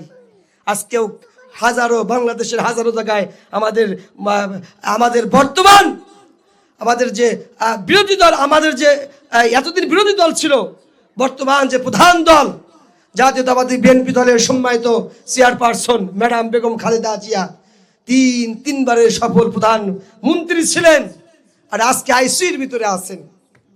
একদিন অনেক শক্তি ছিল, অনেক লম্বা সময় সার্ভিস দিয়েছেন বাংলাদেশকে।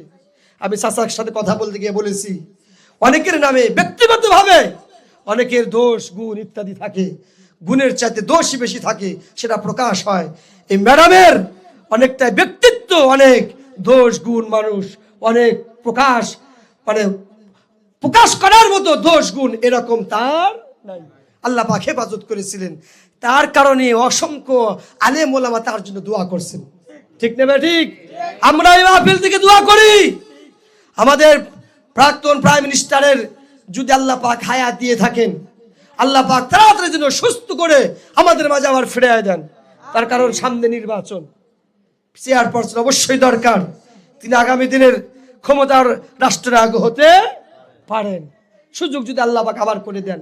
আর যদি হায়াত না থাকে, সবারই তো একদিন চলে যেতেই হবে। দোয়া থাকলো আল্লাহ যেন ইমানের সহিত নেয়, তার জন্য সারা জীবনের আমলগুলো আল্লাহ পাক কবুল করেন। আমাদের একদিন মরতে হবে কি হবে না? কথা হবে কি হবে না?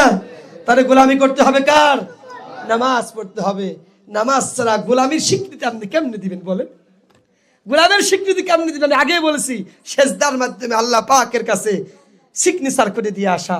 আল্লাহ কুদরতি ভাই যে আল্লাহ, আমি নাক আর কপাল দিয়ে সিগনেচার করে গেলাম, আমি তোমার গোলাম, আমি তোমার বান্দা, তুমি আমার রব। অনেক বলে হুজুর আমি তো নামাজ পড়ি, অনেক বলে হুজুর আমি তো রোজা করি, হজ করি, যাকাত দেই। এরকম পৃথিবীর মানুষ আছে, নামাজও পড়ে আবার সুদও খায়, আছে না নাই? নামাজও পড়ে ঘুষও খায়, আছে না নাই? নামাজ পড়ে টেন্ডারবাজি করে, আছে না নাই?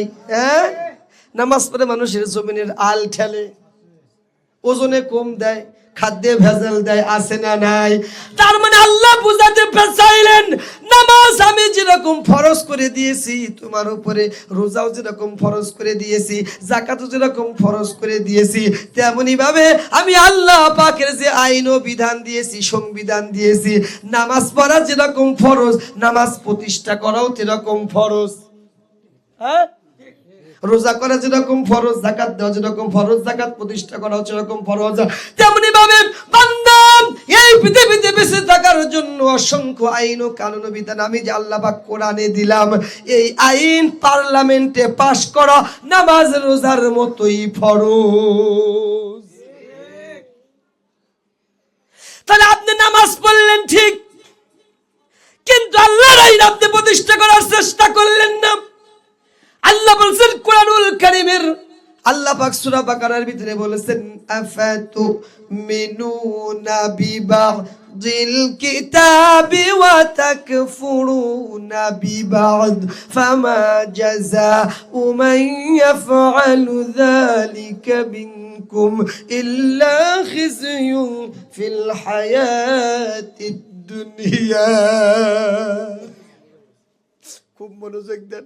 আল্লাহ বলেন, বান্দারে আমি তোমাদের সামনে কোরআন দিলাম, তোমরা সবাই কোরআনকে বিশ্বাস করো, মানো। কোরআন যে তোমাদের ধর্মীয় গ্রন্থ এটা তোমরা বিশ্বাস করো, কিন্তু এমনও মানুষ তোমরা আছো কোরআনের কিছু অংশ মানো আর কিছু অংশ মানো না, আছে না নাই? হ্যাঁ, এটা কি তাই? তুমি কি এটা কি প্রকৃত মুমিনের লক্ষণ? হ্যাঁ, নামাজ রোজা তোমরা মানো, কোরআনে আছে, এরপরে কোরআনের আইন প্রতিষ্ঠা করতে হবে, এটাও কোরআনে আছে। হ্যাঁ, এই কোরআনের আইন প্রতিষ্ঠা করতে হলে তোমাকে জেল জুলুম জরিমানা হতে পারে, ফাঁসির কাস্টে ঝুলতে পারে, হ্যাঁ, কোরআনের আইন প্রতিষ্ঠা করতে হলে অনেক সময় মিছিলে মিটিংয়ে যাওয়া লাগতে পারে, অনেক সময় তোমার রক্ত ঝরানো লাগতে পারে। এখন আপনি মনে করেন নামাজ পড়লে তো কোনো অপমান অবদস্ত হতে হয় না, মার খেতে হয় না, রক্ত ঝরাতে হতে হয় না, জেলে যেতে হয় না, ফাঁসির কাষ্ঠেও ঝুলতে হয় না। কিন্তু কোরআনের আইন প্রতিষ্ঠা করতে হলে নাই জেলে যেতে হবে, নাই ফাঁসির কাষ্ঠে ঝুলতে হবে, অথবা ময়দানে রক্ত ঝরাইতে হবে। এই ভয়ে আপনি ওই আল্লাহর আইন পাশ করতে চাইলেন না, শুধু নামাজ পড়ে শেষ করলেন। আল্লাহ বলছেন এই কাজ যারা করো, ফামান ইয়াফআল যালিকা মিনকুম ইল্লা খিজয়ুন ফিল হায়াতিদ দুনিয়া ওয়া ইয়াউমাল কিয়ামাতি ইরাদ্দুনা ইলা আশাদ্দিল আযাব। আল্লাহ বলছেন বান্দারে এই কাজ যারা করো, তোমার যেটা পছন্দ হয় কোরআন থেকে মানবা, আর যেটা পছন্দ হয় না কোরআন থেকে বাদ দিবা, সেটা মানবা না। এই পৃথিবীতে আমি আল্লাহ পাক ওয়াদা করলাম তোমাকে লাঞ্ছনা বঞ্চনা গঞ্চনা অপমানিত করেই ছাড়বো, কবরে শাস্তি দিব, আখিরাতে ভয়ানক তোমার জন্য আযাব অপেক্ষা করছে। ঠিক তো কইলাম, ঠিক আছে, কিন্তু মানি তো না আমরা। কথা বলেন, কোরআনের কয়টা আইন মেনেছেন বলেন? এই বাংলাদেশে চুরি বন্ধ হয় না কেন? আল্লাহর কোরআনের আইন না থাকার কারণে। কথা বলেন ঠিক না ঠিক? আল্লাহর কোরআনের আইন আছে, চুরি করলে হাত কেটে দাও, জনসম্মুখে হাত কেটে দাও। এই বাংলাদেশের আইন নাই, বিগত 16 বছরের আইন করা হলো, চুরি করলে 1 বছর বোধহয় জেল আর কয় হাজার টাকা জানি জরিমানা। কথা বলেন, এইরকম চোররা যখন এরকম সুযোগ পেল, বেশি বেশি করে চুরি করে জেলখানায় গিয়া, তো ভালো হওয়ার কথা, জেলখানায় গিয়া আর ডাকাত হয়ে বের হয়। চোর কি হয়ে বের হয়? ডাকাত হয়ে বের হয়। আল্লাহর বিধান যদি কার্যকর থাকতো, প্রত্যেকটা ওয়ার্ডে, প্রত্যেকটা সমাজে, প্রত্যেকটা গ্রামে মহল্লায় একজন চুরি করবে, গ্রামের সবাইকে ডেকে এনে তার সামনে হাত কেটে দেওয়া হবে, পা কেটে দেওয়া হবে, সে পঙ্গু হয়ে যাবে। এটা দেখে অন্য কোন মানুষ আর চুরি করতে সাহস পেত না। এই জমিনে যদি জেনার গুনাহ, ইফতিজিং এর বিধান, নারী নির্যাতনের বিধান যদি তা কার্যকর করা হতো আল্লাহর কোরআন দিয়া, যারা জেনা ব্যবসা করবে, ইফতিজিং করবে, ইফতিজার হবে যারা, তাদেরকে পাথর মেরে হত্যা করতে হবে, অথবা 100টা বেতের আঘাত করতে হবে। এরকম অনেক ফতোয়া আল্লাহ পাক কোরআনে দিয়েছেন। জনসম্মুখে যদি পাথর মেরে মেরে যদি হত্যা করা হয়, কোন পুরুষ নারী জিনা করতে সাহস পাবে না। কথা বলেন ঠিক না বেড়ি? এই পৃথিবীতে আল্লাহর কোরআন আছে, কিন্তু আল্লাহর কোরআনের আইনের কার্যকর নাই। রাগ করছেন নাকি? রাগ কষ্ট পাচ্ছেন? অনেকে আমার বিপক্ষে যে হুজুর এখন রাজনীতি শুরু করছে, রাজনীতি করতেছে নাকি? রাজনীতি না, একেবারে সঠিক কথা। কোরআন আমরা শুধু থিয়ে দেই টাকের উপরে, মাঝে মাঝে ধুলা সাফ করে একটু চুমা মুমা খাই, বন্ধু শেষ।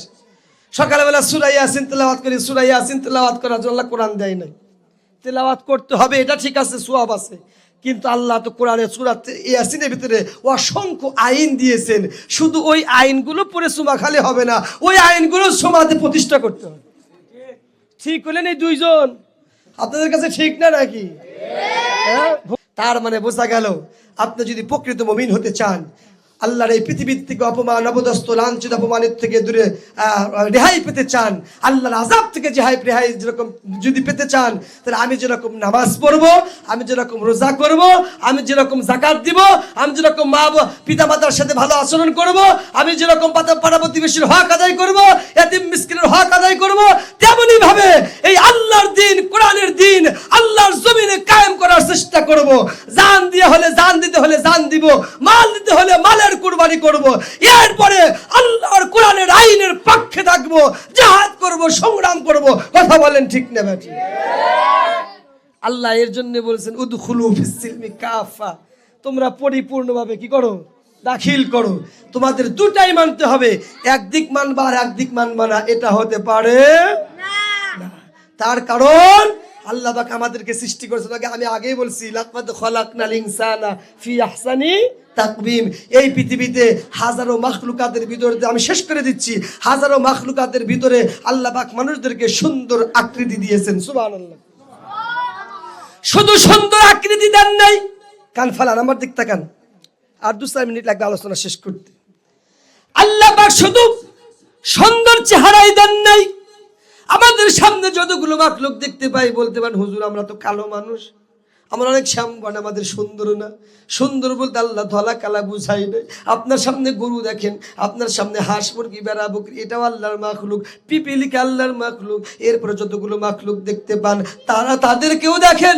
আপনি আয়নার সামনে দাঁড়ান, আল্লাহ পাক আপনাকে কত সুন্দর করে চেহারা দিলেন।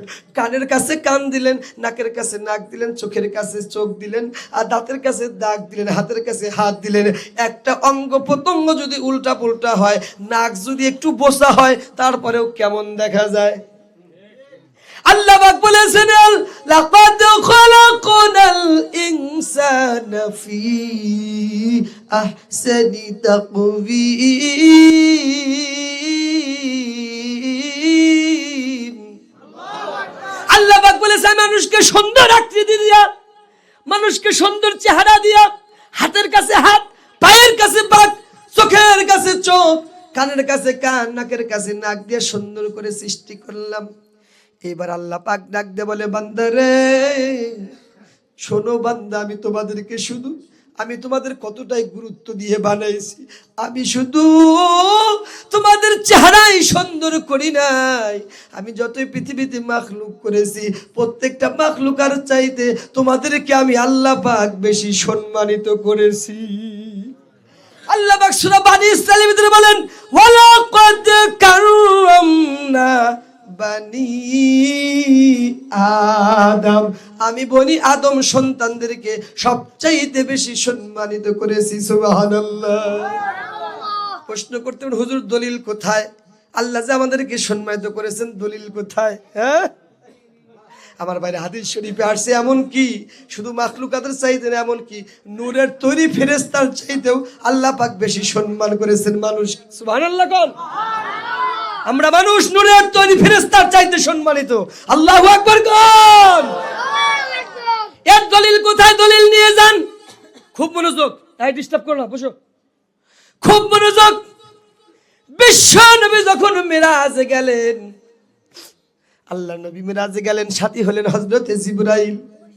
যাইতে যাইতে যাইতে যাইতে ইনদা সিদরাতুল মুনতাহা, মুনতাহা যখন চলে গেলেন হযরতে জিবরাইল আমিন আলাইহিস সালাতু ওয়াস সালাম আমার নবীকে ডাকতে বলে ইয়া রাসূলুল্লাহ, ইয়া হাবিবাল্লাহ, আমি জিবরাইলের ক্ষমতা এই পর্যন্ত, এর উপরে যাওয়ার আর আমার অধিকার নাই, সুযোগ নাই, পাওয়ার নাই।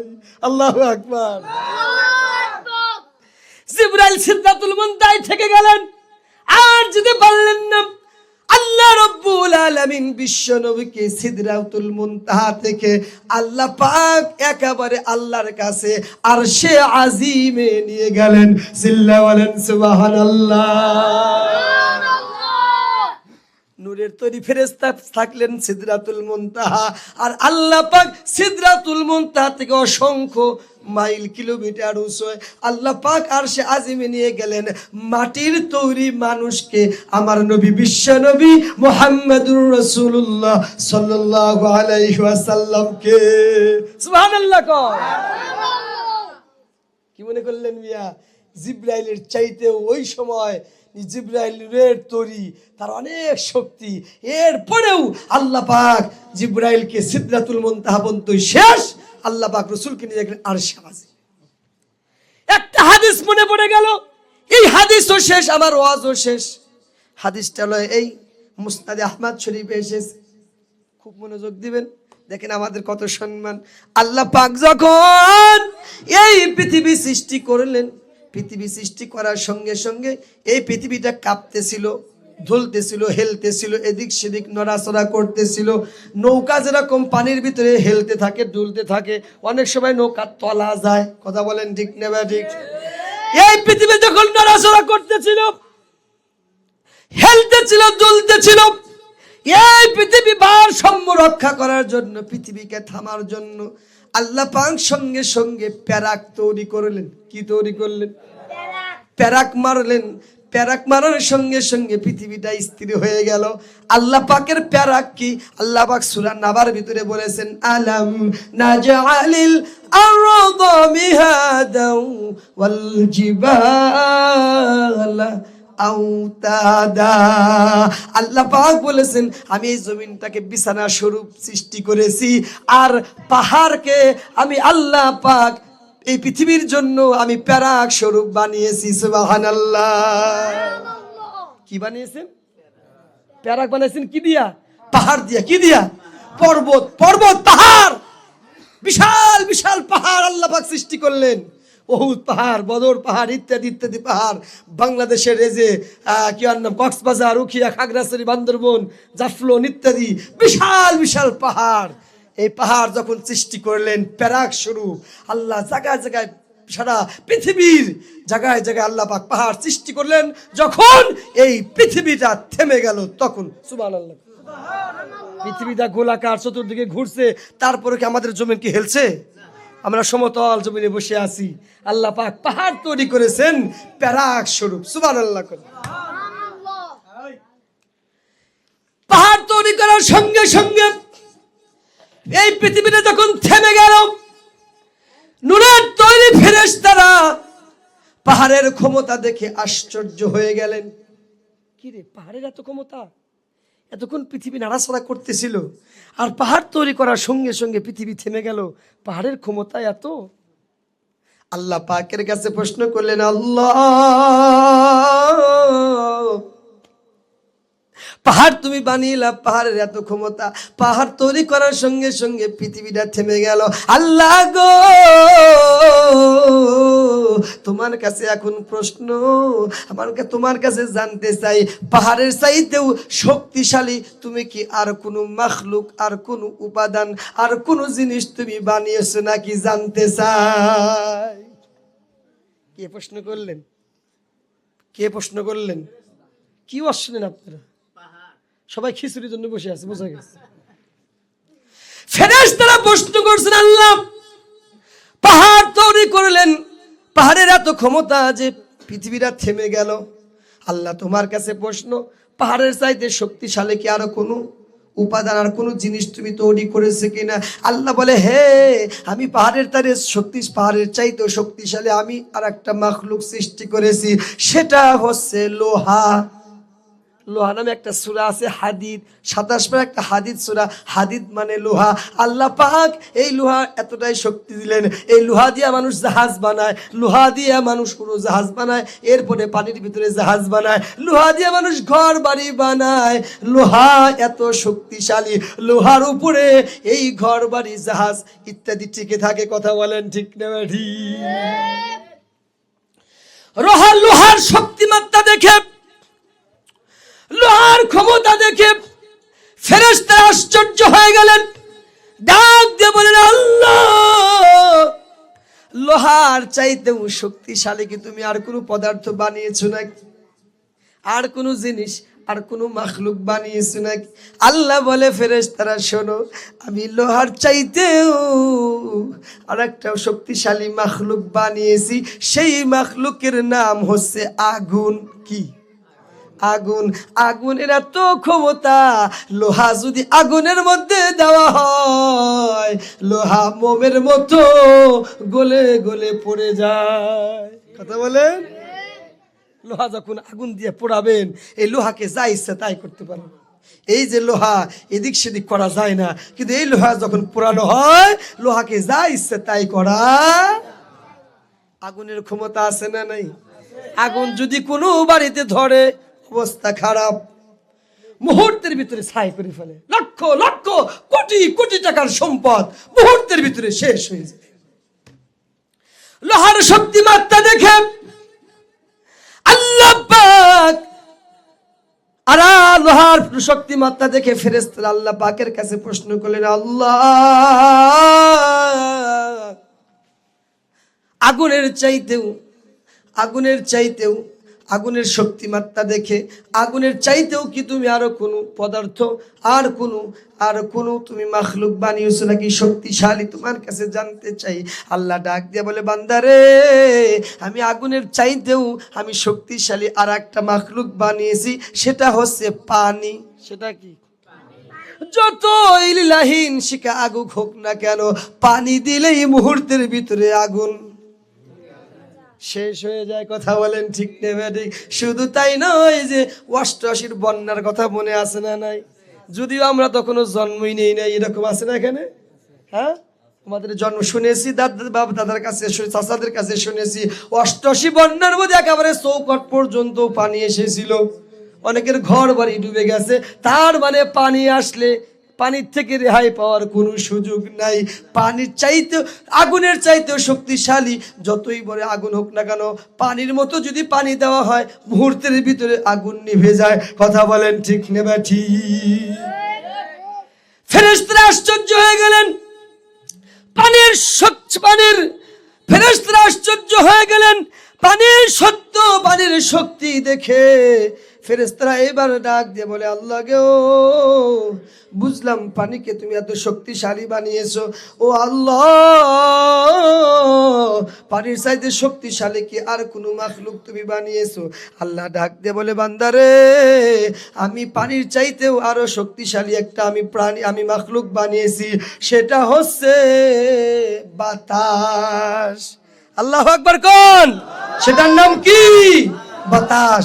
বাতাসের এত শক্তিশালী, মুহূর্তের ভিতরে এই পৃথিবীর নদী নালা খাল বিল পুকুর পুষ্করের পানি বাষ্পীয় আকারে বাতাস পানিকে উঠায় নিয়ে মেঘবেলা তৈরি হয়। মেঘবেলা থেকে ছোট্ট ছোট্ট বিন্দু বৃষ্টি হয়ে তাম পৃথিবীকে ঠান্ডা করে দেয়। কথা বলেন ঠিক না ঠিক? বাতাসের শক্তি আছে না নাই?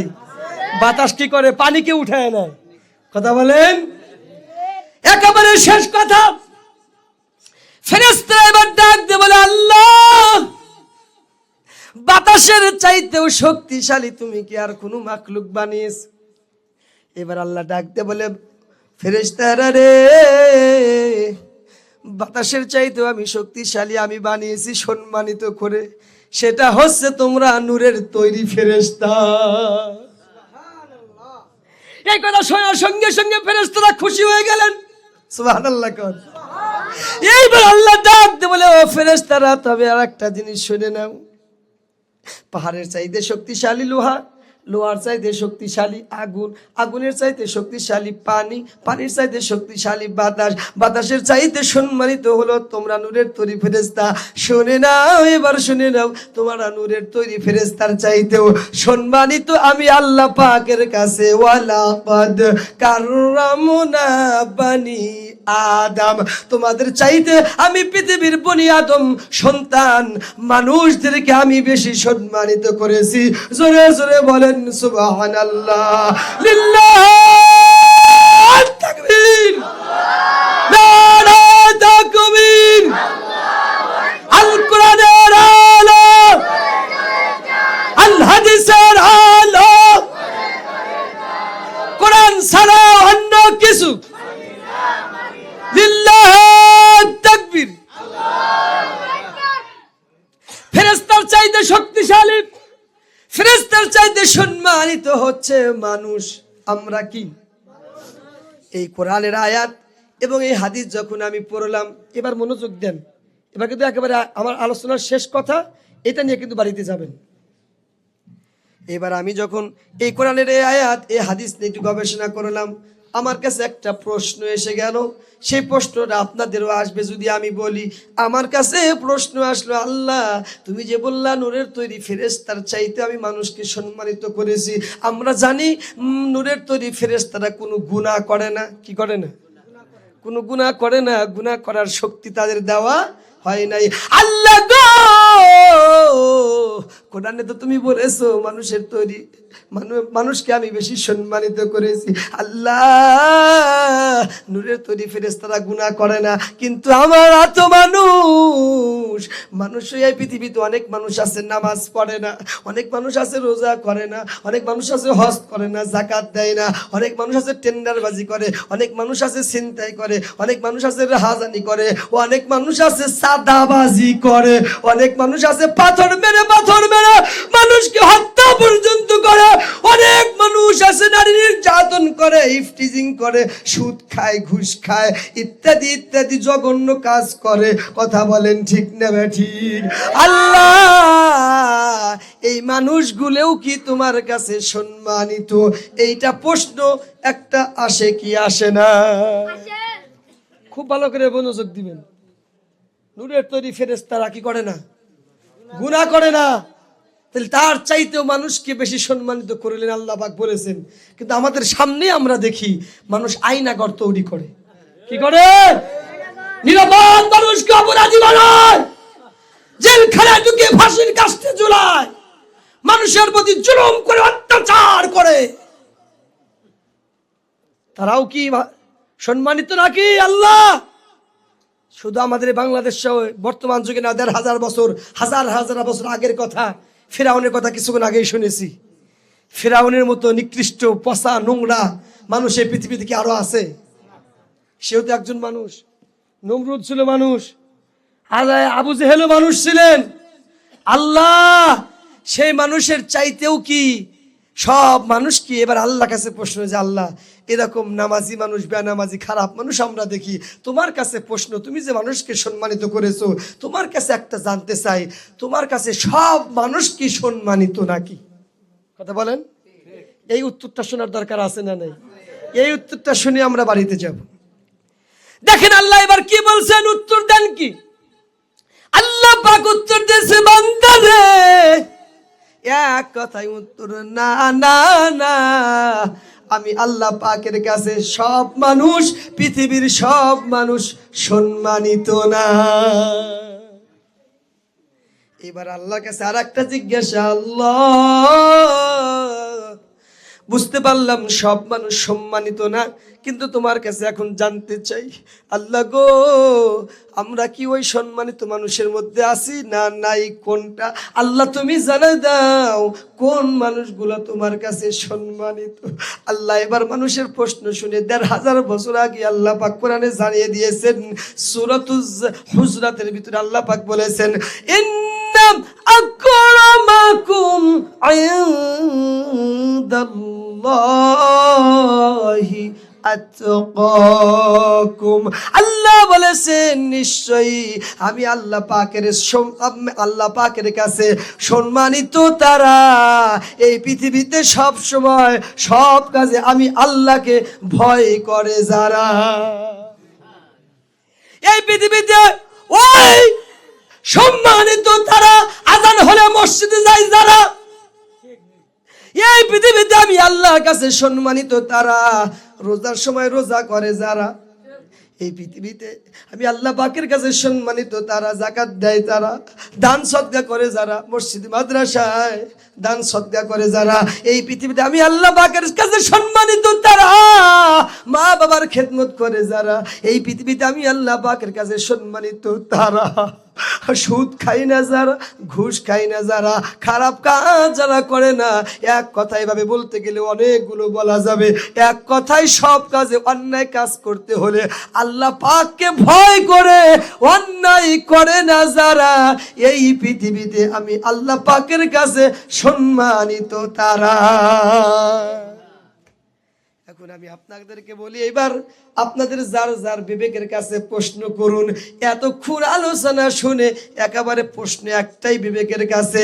এই মুহূর্তে প্রশ্ন হলো, আমার বিবেক, আমার মন, আমি কি এখন আল্লাহ পাকের সম্মানিত ব্যক্তিদের মধ্যে আছি না অসম্মানিত ব্যক্তিদের মধ্যে আছি? যার যার কাছে প্রশ্ন করলে বের হয়ে যাবে, উত্তরটা অটোমেটিক হয়ে যাবে। তার কারণ আপনার গুনার খবর আমি জানি না, আমার গুনার খবর আপনি জানেন না। কথা বলেন। বন্ধু মুসলমান, এইভাবে চলা যাবে না। কোন দিন যেন মউত এসে যাবে, মুহূর্তের ভিতরে আমাদের জান শেষ হয়ে যেতে পারে। আপনি ভাবছেন জীবনে একসময় নামাজ শুরু করব, জীবনে একসময় রোজা করব, একসময় ভালো কাজ করব, আর একটু বয়স হোক হজ করে এসে দাড়ি মাড়ি রেখে একেবারে হুজুর সেজে কবরে যাব। না না ভাই রে, কোন সময় মউত আসবে কেউ কল্পনাও করতে পারে না। নিঃশ্বাসের বিশ্বাস নেই, নিঃশ্বাসের কোনো বিশ্বাস নেই, কে কখন চলে যাবে কেউ জানে না। বন্ধু, নিজের আমল ভারী করে কবরে যেতে হবে, দান সদকা করে কবরে যেতে হবে। এই যে আপনাদের মসজিদ, এই মসজিদ মাদ্রাসার প্রত্যেক বছর মাহফিল হয়, অসংখ্য টাকা পয়সা আপনারা দান করেন। যেহেতু আল্লাহ পাকের এই টাকাগুলো আল্লাহ পাক আপনাদের দিয়েছেন, আর আল্লাহ পাক বলেছেন তোমার দানের কিছু অংশ আমার মাদ্রাসায় মসজিদে দাও। কে আছেন গো আল্লাহ পাককে ভয় করে, আল্লাহ পাকের রাজি খুশি করার জন্য, আল্লাহ পাকের কিয়ামতের দিন নাজাত পাওয়ার জন্য কে আছেন? আল্লাহর ঘরের জন্য, মসজিদের জন্য, মাদ্রাসার জন্য 2-4 হাজার, 5 হাজার, 10 হাজার, 1 হাজার, 2 হাজার, 100, 200, 500 কে আছেন? আমি হুসাইন প্রাণ ভরে দোয়া করে যাব। প্রায় প্রত্যেক দিনই মাহফিল চলছে অসংখ্য জায়গায়। আমি সেই কুমিল্লা, চাঁপাইনবাবগঞ্জ, এখানে সেখানে ওখানে, টাঙ্গাইল, এখানে ওখানে দৌড়াদৌড়ি করেছি সফর অবস্থায়।